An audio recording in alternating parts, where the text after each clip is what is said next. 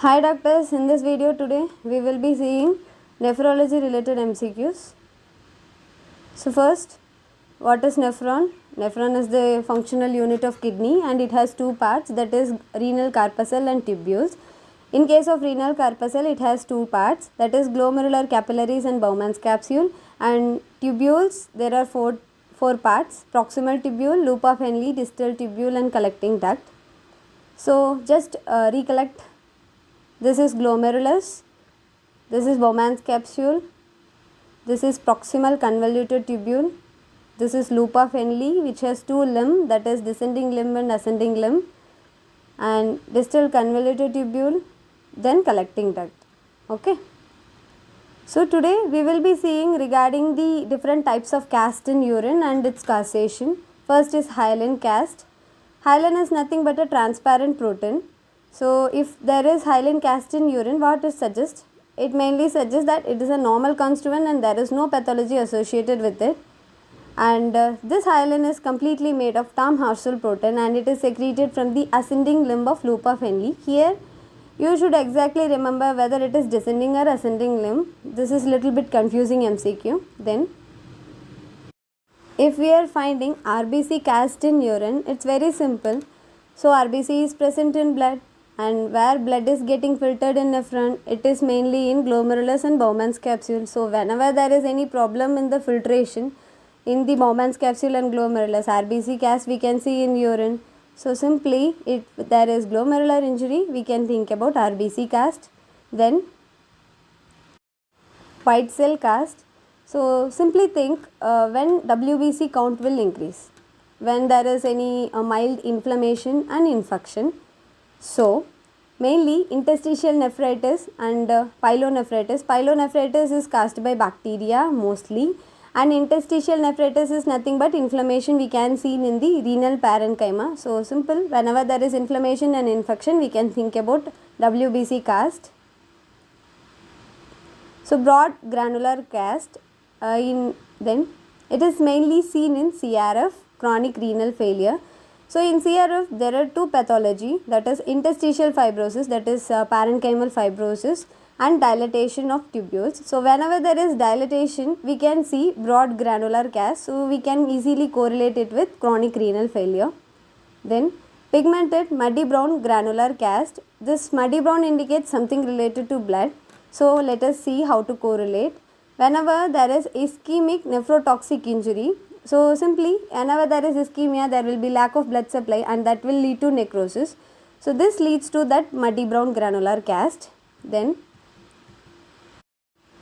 renal function test. We can assess renal functions based on the different parts. It has glomerulus, it has tubules. So for assessing glomerular function, we can think about creatinine clearance test and inulin clearance test. For assessing the tubular function, we can assess water deprivation test, and for estimation of renal blood flow or renal plasma flow, we can use para-immunohippurate clearance. Okay. Then estimation of glomerular function can be carried on with creatinine clearance and inulin clearance test, and the normal GFR is 125 ml per minute or 180 liter per day. Inulin is neither secreted nor absorbed in tubules, so there is no involvement of tubules at all. So that we can, if we are measuring the inulin clearance, it indicates completely regarding the glomerular function and not the tubular function. That's why we are doing inulin clearance test for estimating it. Then estimation of renal blood flow, para-immunohippurate clearance. So what is the normal renal blood flow? That is 1260 ml per minute, that is 25% of cardiac output. So why we are measuring PAH here? Because PAH in plasma is filtered by both glomerulus and tubule. So if we are assessing the PAH clearance, it surely indicates both the functions of glomerulus and tubule. Another one important MCQ, that is this para-immunohippurate is actively secreted in proximal tubule. So in next video we will be discussing regarding the secretion of different tubules and its active absorption. So thank you. Hi doctors, இன்னைக்கு நம்ம பார்க்க போகிறது nephrology related MCQs. So first, நெஃப்ரானில் வந்து 2 parts இருக்குது, renal corpuscle and tubule. Renal corpuscle அப்படிங்கிறது renal body தான். அதில் main glomerular capillaries and Bowman's capsule. அதுவே டிபியூலில் வந்து 4 பார்ட் இருக்குது, proximal tubule, loop of Henle, distal tubule, collecting duct அப்படின்னு. இதுதான் இமேஜ். ஸோ ஃபர்ஸ்ட்டு குளோமெருலஸ், இங்கே தான் வந்து என்னென்னா கேபிலரிஸ் இருக்குது. அடுத்து பவுமன்ஸ் கேப்சியூல், இதில் வந்து அந்த ஃபில்ட்ரேஷன் பெரியர் இருக்குது அப்படின்னு சொல்கிறாங்க. அந்த பிளாஸ்மா ஃபில்ட்ரேஷனுக்கான ஒரு பெரியர் இருக்காங்க. Next proximal convoluted tubule. Next loop of Henle. Loop of ஹென்லியில் வந்து டிசெண்டிங் லூப் இருக்குது, தென் அசெண்டிங் லூப் இருக்குது, அதை கரெக்டாக ஞாபகம் வச்சுக்கோங்க. அடுத்து distal convoluted tubule and collecting duct. Okay, யூரினில் நார்மலாகவே வந்து சில டெபாசிட்ஸ் இருக்கும், சில அப்நார்மல் கண்டிஷன்ஸ்லேயும் வந்து நமக்கு டிஃப்ரெண்ட் டைப்ஸ் ஆஃப் டெபாசிட்ஸ் வர சான்சஸ் இருக்குது. ஸோ அது ரிலேட்டடாக தான் இன்றைக்கி நம்ம பார்க்க போகிறோம். இல்லை ஃபர்ஸ்ட்டு பார்க்க போகிறது வந்து ஹைலன் கேஸ்ட் அப்படின்னு சொல்கிறாங்க. கேஸ்ட் அப்படிங்கிறது இப்போ யூரினில் ஏதாவது ப்ராப்ளம் இருக்கும்போது அந்த டெபாசிட் வந்து ஒரு பர்டிகுலர் ஷேப் அந்த மாதிரி வர்றது தான் வந்து கேஸ்ட் அப்படிங்கிறதோட எக்ஸாக்ட் மீனிங். ஸோ இதில் செகண்ட் வேர்ட் வந்து ஹைலன். ஹைலன் அப்படிங்கிறது ஒரு டிரான்ஸ்பேரண்ட் அப்படிங்கிறது தான் இதோட லிட்ரல் மீனிங். ஸோ இது என்ன அப்படின்னா, ஹைலன் கேஸ்ட் அப்படிங்கிறது ஒரு டிரான்ஸ்பேரண்ட்டான ஒரு கேஸ்ட்டு. யூரினில் இருக்கும்போது என்ன பிரச்சனை அப்படின்னு பார்த்தா அது நார்மல் தான், அதில் எந்த விதமான பெத்தாலஜியும் கிடையாது. இந்த ஹைலன் கேஸ்ட் எதனால் வந்து மேட் ஆகுது அப்படின்னா, டாம் ஹாப்சல் ப்ரோட்டீன் அப்படிங்கிற ஒரு ப்ரோட்டீனால தான். அந்த ப்ரோட்டீன் எங்கேருந்து செக்ரேட் ஆகுது அப்படின்னா, tubular cells of ascending limb of loop of Henle. இந்த இடத்துல தான் நம்ம கரெக்டாக ஞாபகம் வச்சுக்கணும், டிசெண்டிங் லிம்ப் எது, அசெண்டிங் லிம்ப் எது அப்படிங்கிறதெல்லாம். இந்த எம்சிக்யூ ரொம்ப important. Next RBC cast. So சிம்பிளாக யோசிப்போம் சரிங்களா. ஆர்பிசி எங்கே இருக்குது? பிளட்டில் இருக்குது. நெஃப்ரானில் பிளட் எங்கே ஃபில்டர் ஆகுது? குளோமெருலஸ் அண்ட் பவுமன்ஸ் கேப்சியூலில் தானே ஃபில்ட்ரேஷன் நடக்குது. ஸோ அந்த இடத்துல ஏதோ ஒரு பிரச்சனை, அந்த ஃபில்ட்ரேஷனுக்கு ஏதோ ஒரு பிரச்சனை அப்படிங்கும்போது தானே ஆர்பிசி வந்து யூரினில் வர சான்சஸ் இருக்குது. ஸோ சிம்பிளாக யோசித்தோம் அப்படின்னா குளோமெருலர் இன்ஜுரி அப்படிங்கிறத ஆர்பிசி கேஸ்ட்டுக்கு ரிலேட் பண்ணிக்கலாம். நெக்ஸ்ட்டு ஒயிட் செல் கேஸ்ட்டு. ஸோ சிம்பிளாக டபிள்யூபிசி வந்து எப்போ அதிகமாக இருக்கும்? ஒரு இன்ஃப்ளமேஷனோ இன்ஃபெக்ஷனோ இருக்கும்போது தான் டபிள்யூபிசி அதிகமாக இருக்கும். ஸோ இந்த இடத்துல சிம்பிளாக கிட்னியில் ஒரு இன்ஃபெக்ஷன் வருது, அதாவது பைலோனெஃப்ரைட்டிஸ் மாதிரி பாக்டீரியா வந்து அட்டாக் பண்ணும்போது ஒரு இன்ஃபெக்ஷன் நடக்கும். ஸோ பைலோனெஃப்ரைட்டிஸ் வரும், அப்போ வந்து டபிள்யூபிசி கேஸ் பார்க்கலாம். அது இல்லாமல் ஒரு சிம்பிள் இன்ஃப்ளமேஷன், இன்டெஸ்டிஷியல் நெஃப்ரைட்டிஸ், அதாவது வந்து கிட்னி, அதாவது ரீனல் பேரண்ட் கைமால வர ஏதோ ஒரு இன்ஃப்ளமேஷனாலையும் டபிள்யூபிசி கேஸ்ட் வந்து நம்ம யூரினில் பார்க்க முடியும். நெக்ஸ்ட்டு ப்ராட் கிரானுலர் கேஸ்ட் அப்படின்னு சொல்கிறாங்க. ஸோ இது வந்து எதில் பார்க்கலாம் அப்படின்னா சிஆர்எஃப். சிஆர்எஃப்பில் மெயின் பெத்தாலஜி என்ன அப்படின்னா இன்டெஸ்டிஷியல் ஃபைப்ரோசிஸ், அதாவது ரீனல் பேரண்ட் கைமால ஒரு ஃபைப்ரோசிஸ் ஏற்படுது. அது இல்லாமல் டியூப்ஸ் எல்லாமே வந்து டைலேட் ஆகுது. ஸோ டியூப் டைலேட் ஆகும்போது நம்ம ஈஸியாக கெஸ் பண்ணிடலாம் ஒரு ப்ராட் கிரானுலேஷன் இருக்குது, அதாவது அந்த மாதிரியான ஒரு கேஸ்ட் வந்து நமக்கு வர சான்சஸ் இருக்குது. ஸோ அதை வச்சு கோரிலேட் பண்ணிக்கணும்.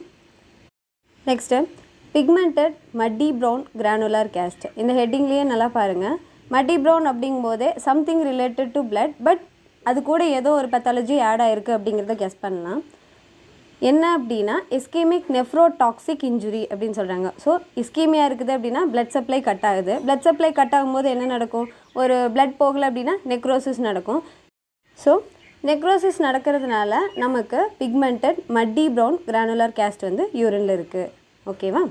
Next renal function test. Renal function test வந்து ரீனல் வந்து எந்த மாதிரி ஒரு நார்மல் ஃபங்க்ஷனை பண்ணிகிட்ருக்கா, இல்லை என்னென்ன பிரச்சனை இருக்குது, எங்கே பிரச்சனை இருக்குது அப்படிங்கிறத இந்த டெஸ்ட் மூலமாக ஈஸியாக ஐடென்டிஃபை பண்ண முடியும். ஸோ நமக்கே முன்னாடியே தெரியும், அதில் வந்து ரீனல் நெஃப்ரானில் வந்து என்னென்ன பார்ட் இருக்குது, குளோமெருலஸ் இருக்குது, டியூபியூல்ஸ் இருக்குது. ஸோ குளோமெருலஸ் ஃபங்க்ஷன் எப்படி அசஸ் பண்ணலாம் அப்படின்னா creatinine clearance test, inulin clearance test. அடுத்து டியூபுலர் ஃபங்க்ஷன் எப்படி அசஸ் பண்ணலாம் அப்படின்னா வாட்டர் டெப்ரிவேஷன் டெஸ்ட். அதுவே சரி இதெல்லாம் ஓகே, பிளட் ஃப்ளோ வந்து போகுதா, எந்த மாதிரி இருக்குது, நார்மலாக இருக்கா அப்படிங்கிறத கெஸ் பண்ணணும் அப்படின்னா பேரா அம்யூனோ ஹிப்பிரேட் கிளியரன்ஸ் வந்து நம்ம பார்க்கலாம். நெக்ஸ்ட்டு சரி எஸ்டிமேஷன் ஆஃப் குளோமெருலர் ஃபங்க்ஷன். அதுக்கு என்னென்ன சொன்னாங்க? Creatinine clearance test and inulin clearance test. So ஒரு நார்மல் ஜிஎஃப்ஆர் எவ்வளோ அப்படின்னா glomerular filtration rate 125 ml/min or 180 liter per day. ஏன் இனுலின் பார்க்குறோம் அப்படின்னா இனுலின் வந்து டியூபியூல்ஸ்லேருந்து செக்ரீட்டும் ஆகிறதில்ல, அப்சர்வும் ஆகிறதில்ல. ஸோ ஒரு இனுலின் வந்து எக்ஸ்க்ரீட் ஆகுது அப்படின்னா அது கம்ப்ளீட்டாக வந்து குளோமெருலரோட ஃபங்க்ஷன் மட்டும்தான். ஸோ அதை வச்சு ஈஸியாக குளோமெருலர் ஃபங்க்ஷன் அசஸ் பண்ண முடியும். அதே மாதிரி தான் கிரியாட்டினைன், அதுக்கும் டியூபியூல்ஸ்க்கும் எந்தவித கோரிலேஷனும் இருக்காது. நெக்ஸ்ட்டு ரீனல் blood flow அதை எப்படி கண்டுபிடிக்கல அப்படின்னா பேரா அம்யூனோ ஹிப்பரேட் கிளியரன்ஸுங்கிறத பார்த்தோம். So normal renal blood flow எவ்வளோ அப்படின்னா 1260 ml per minute, அதாவது கார்டியாக் அவுட்புட்லேருந்து 25% வந்து ரீனலுக்கு தான் போகுது அப்படின்னு சொல்கிறாங்க.